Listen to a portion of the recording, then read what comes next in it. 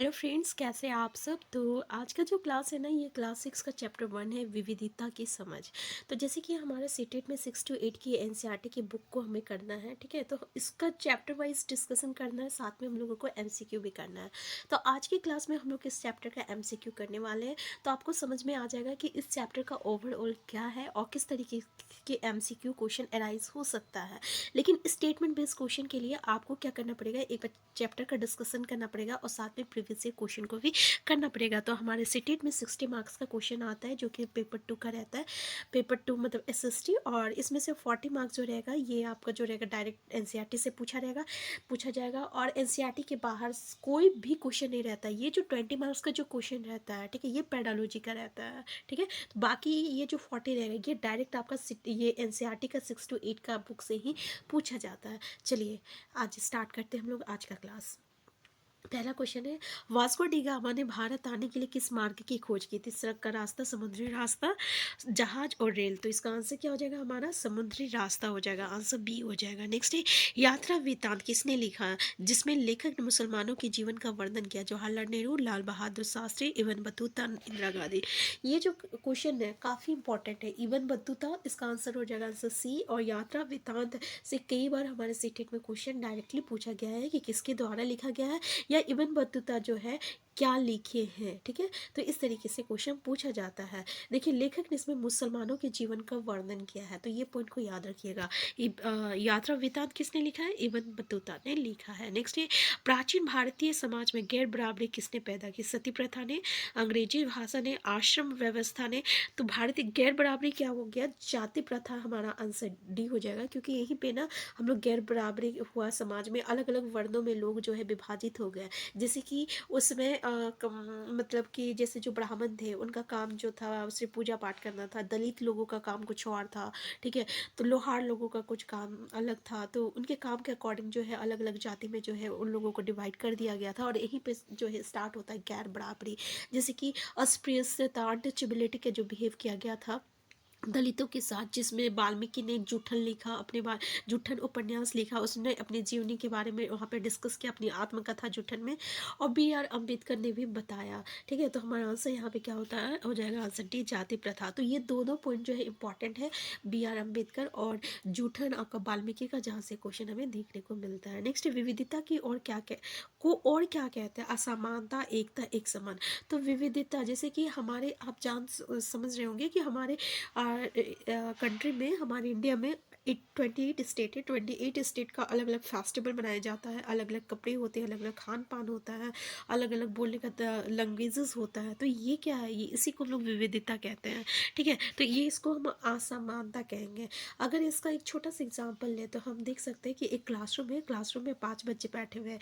अगर आप पाँचों बच्चे को पेंटिंग बनाने बोलिएगा या ड्राइंग बनाने बोलिएगा तो सबकी पेंटिंग जो रहती है अलग अलग होती है, ठीक है। इसी को हम लोग क्या कहेंगे? विविधता कहेंगे, आंसर ए हो जाएगा। नेक्स्ट है, जलियांवाला बाग हत्याकांड कब हुआ था? 20 अप्रैल 1807 में, 17 फरवरी 1900 ईस्वी में, 13 अप्रैल 1909 में, 1919 ईस्वी में। आंसर सी हो जाएगा, 13 अप्रैल 1919 ईस्वी में। ये चीज़ें जो है इस चैप्टर में डिस्कस किया गया था। नेक्स्ट है, बौद्ध धर्म लद्दाख के रास्ते कहाँ पहुंचा था? लेह, लद्दाख, तिब्बत। तो ये याद रखिएगा, ये तिब्बत पहुंचा था, आंसर सी हो जाएगा। नेक्स्ट है, तिब्बत के लोग किस धर्म के अनुयायी है? बौद्ध धर्म के, इस्लाम धर्म के। तो बौद्ध और इस्लाम ये दोनों धर्म के अनुयायी है।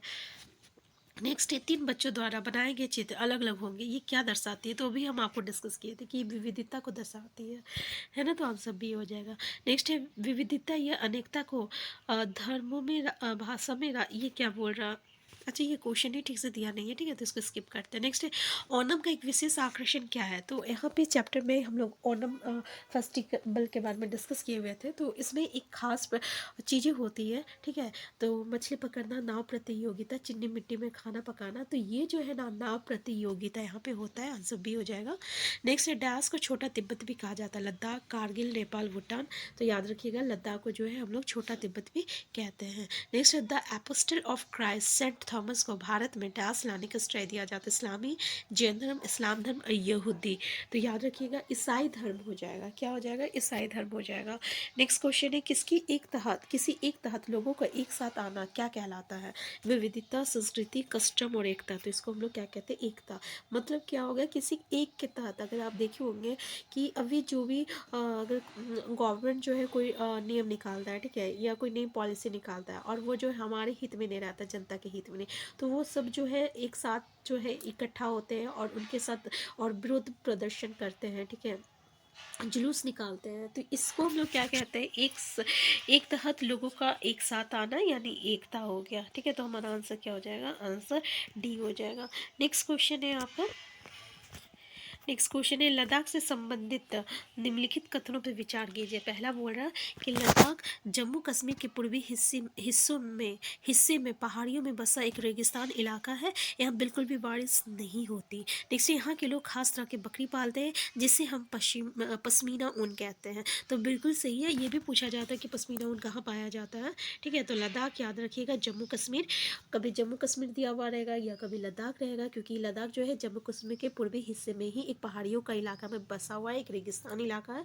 यहाँ बिल्कुल बारिश नहीं होता है। तो ये भी स्टेटमेंट बिल्कुल सही है।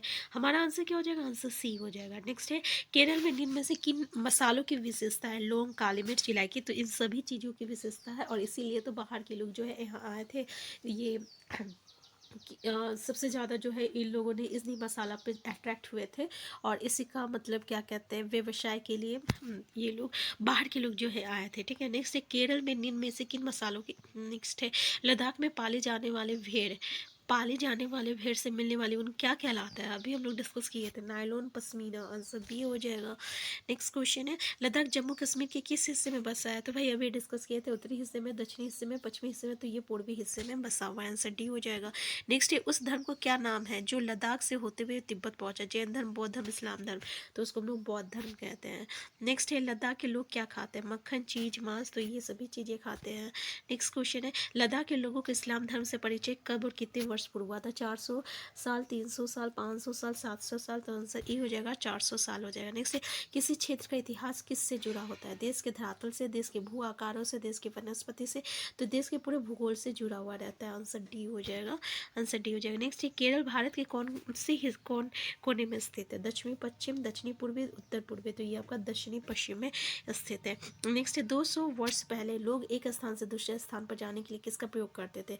पानी के जहाज का, ऊँट या घोड़े का, बस व कार का। तो ये आपका क्या हो जाएगा? पानी के जहाज, ऊँट और घोड़ा, ठीक है।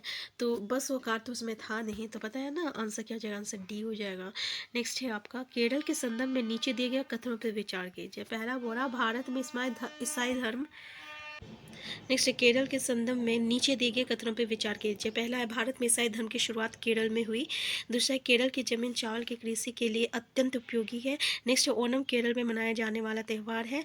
नेक्स्ट है आपका, तो क्या हो जाएगा हमारा आंसर डी। ये सभी स्टेटमेंट सही है। नेक्स्ट है केरल और लद्दाख किस तरह से भिन्न है? भौगोलिक विशेषता है, ऐतिहासिक विशेषता है। तो ये आपका भौगोलिक विशेषताएं से भिन्न है। नेक्स्ट अनेकता में एकता का विचार किसने किया? डॉक्टर भीमराव अंबेडकर, जवाहरलाल नेहरू। तो हमारा आंसर क्या हो जाएगा? अनेकता में एकता जो है जवाहरलाल नेहरू की विचार है। कई बार क्वेश्चन पूछा गया है, तो इस याद रखिएगा, जिसको हम लोग यूनिटी इन डाइवर्सिटी कहते हैं, ठीक है। तो ये किसके द्वारा लिखा गया है? तो ये जवाहरलाल नेहरू के द्वारा लिखा गया। अंग्रेजी में सब्जेक्ट का क्या अर्थ है? ये क्वेश्चन पूछा गया है कि भाई विषय प्रजा ये दोनों होता है, ठीक है। तो आंसर सी हो जाएगा। नेक्स्ट है डिस्कवरी ऑफ इंडिया किसने लिखी थी? तो इसको भी पंडित जवाहरलाल नेहरू ने लिखा था। इससे भी हमारा सीटेट में क्वेश्चन पूछा गया है, तो याद रखिएगा discovery of India Pandit Jawaharlal Nehru ने लिखा है। नेक्स्ट है विविधता का क्या अर्थ है? भिन्नता, अलग अलग, अनेकता। तो इसको सभी को हम लोग विविधता कहते हैं। सबका मतलब तो एक ही है ना। नेक्स्ट है हमारे राष्ट्रगान की रचना किसने की है? तो भाई ये बच्चा वाला सवाल है, रविन्द्रनाथ टैगोर ने की है। नेक्स्ट है एटलस को क्या कहा जाता है? नक्शा, मानचित्रों का समूह। तो इसको हम लोग क्या कहते हैं? मानचित्रों का समूह कहते हैं। नेक्स्ट है जलियांवाला बाग भारत के किस शहर में स्थित है? अमृतसर, पानीपत, कुरुक्षेत्र, मुंबई। तो इसको हम लोग क्या कहते हैं? कहाँ स्थित है? ये अमृतसर में स्थित है।